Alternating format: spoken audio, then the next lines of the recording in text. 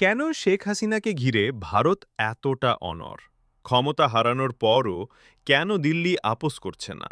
কারণ দিল্লির কাছে হাসিনা শুধু একজন রাজনীতিক নন, তিনি ছিলেন এক কৌশলগত নিশ্চয়তা।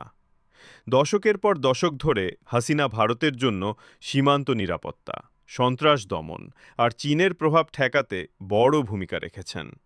এমন এক মিত্রকে হারানো, সেটা ভারত চায় না। এখন বাংলাদেশের নতুন সরকার হাসিনার প্রত্যর্পণ দাবি করছে, দুর্নীতি ও ক্ষমতার অপব্যবহারের অভিযোগে। কিন্তু ভারত বাংলাদেশ প্রত্যর্পণ চুক্তি অনুযায়ী যদি অভিযোগ রাজনৈতিক মনে হয়, ভারত তা প্রত্যাখ্যান করতে পারে। আর ভারত জানে, হাসিনাকে ফেরত দিলে সেটা এক বিপজ্জনক বার্তা দেবে, যে দিল্লি নিজের মিত্রদের বিপদে ফেলে দেয়। তবুও এই আনুগত্যের একটা মূল্য আছে।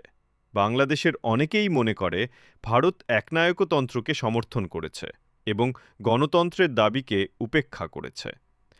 যদি ভারত হাসিনার পাশে বেশি দিন দাঁড়িয়ে থাকে, তাহলে হয়তো এক বন্ধুকে রক্ষা করবে, কিন্তু হারাবে বাংলাদেশের জনগণের আস্থা।